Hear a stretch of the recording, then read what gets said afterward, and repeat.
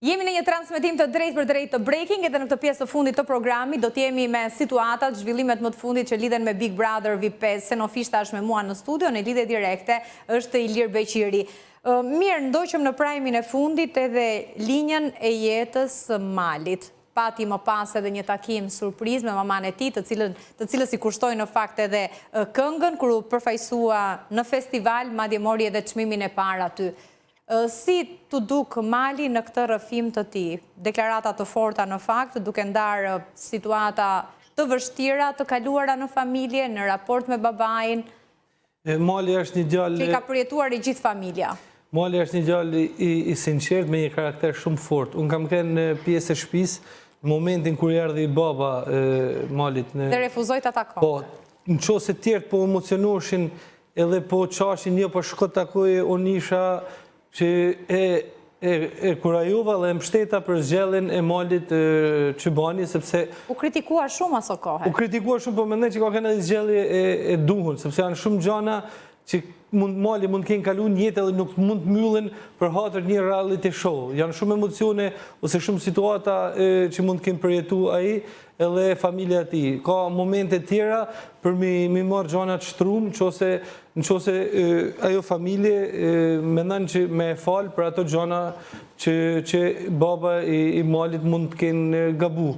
Unë vlerësova mendimin e Malit dhe se di, Mali është një djalë që ka shumë vlera dhe shumë karaktere. Ka të shprehë edhe mirënjohjen edhe dashnin për sakrificat që nana e tij ka bërë për ta. Edhe mendoj që ishte zgjidhja e duhur që bani edhe me babën, po edhe ajo shprehje emocionale që tregoi kashi nans, domethënë nuk është se rren ose nuk është se ajo gjak ishte në gjak për show, ajo pjesa që refuzoi me taku teatrin, po thjesht janë situatat e jetës që Mali i ka përjetu, emocionet forta, edhe... Është e vështirë të rrëfesh në Big Brother situatat të tilla familjare që deri tani mund t'i kenë ditur vetëm pak njerëz?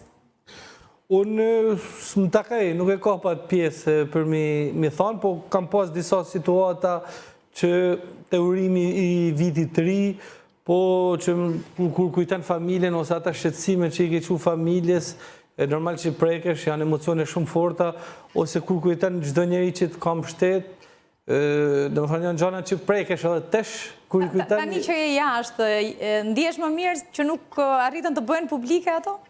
Jo, unë dosha Big Brother shumë sinqerisht, unë jam mirënjohës topit edhe Big Brother për mundësin, pavarësisht ishte shumë e shkurt, edhe nëse mund kisha i mundësi zgjedhjet, çfarë do lloj shumë të konsiderueshme të ishte, a dhe me dal nga shtëpia ato 2 javë, apo dhe me ecë më shumë, dosha me dal pale nga Bigu, po vetëm me ecë sa më shumë, domethënë peng ishte që nuk mujta... Cilat ishin pikat më të forta të linjës tënde të jetës që nuk arritëm ta shohim? Peng ishte që nuk mujta me thonë, sepse unë dosha me atë sportivitetin tem për ato gjana, për ato gabime që kam bërë une, të ndikosha sa do pak të dikush të fëmijët tonë, mund ta bësh tani? Që mos t'i bëjmë. Po se di, e kam thënë disa gjana të topit, të seluan topit, të patriotja e me Eriona Rusi, por se di, Bigu të jep... Përshëndesim Eriona. Përshëndesim, Bigu të jep, Big Brother të jep atë mundësi që kur i shpreh aty janë gjana ma emocionale, janë gjana ma ndryshe. Atë që të jep Big Brother, asi programacion tjetër të jep. Ilir, sa ndikon tek audienca momenti kur banorët brenda shtëpisë rrëfejnë linjën e tyre të jetës, duke marrë shkas edhe nga rrëfimi më i fundit i Malit? Mendoj se një pjesë e mirë e publikut që shikon Big Brotherin e gjen veten tek historia e Malit, ndoshta jo plotësisht, pjesërisht, më kthehet zë, më dëgjoni apo jo? Ne në fakt të dëgjojmë, por nuk e di, ndoshta ke vështirësi në komunikim, të dëgjojmë shumë qartë.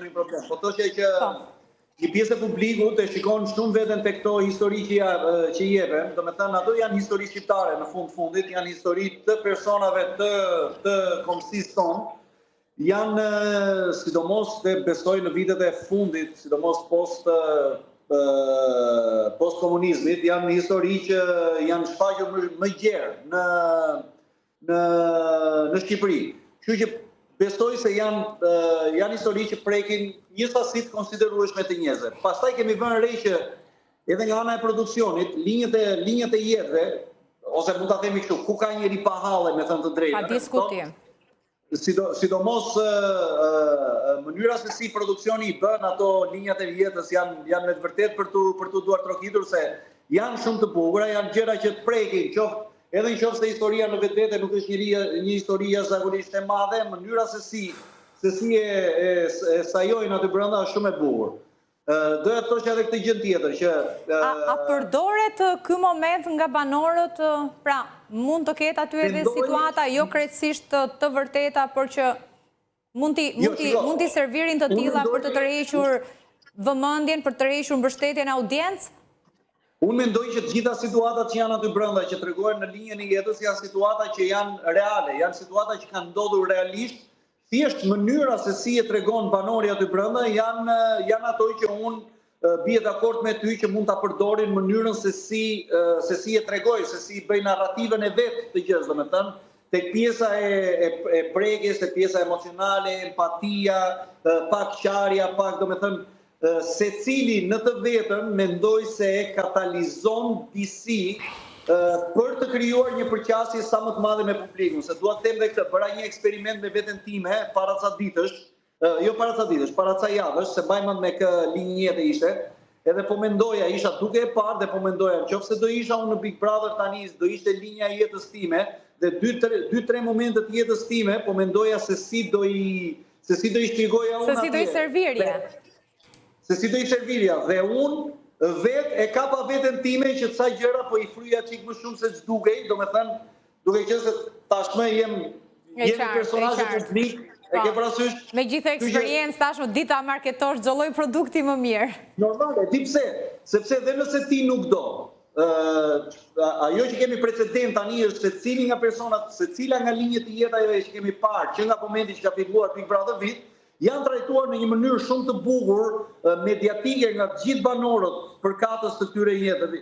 Edhe nëse unë nuk do doja ta bëja një linjë jete jashtëzakonisht të thjeshtë, në një farë pikë do thosha, ore dale një sekondë, se jemi në një kompeticion, jemi në një...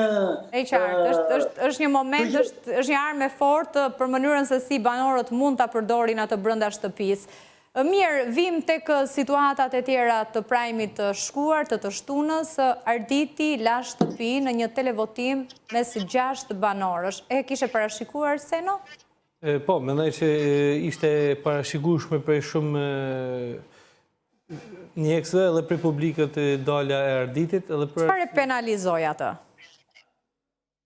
Çfarë penalizoi? Nuk ishte dinamika, nuk ishte aktiv aq sa duhet, po edhe personazhe tjerë përballë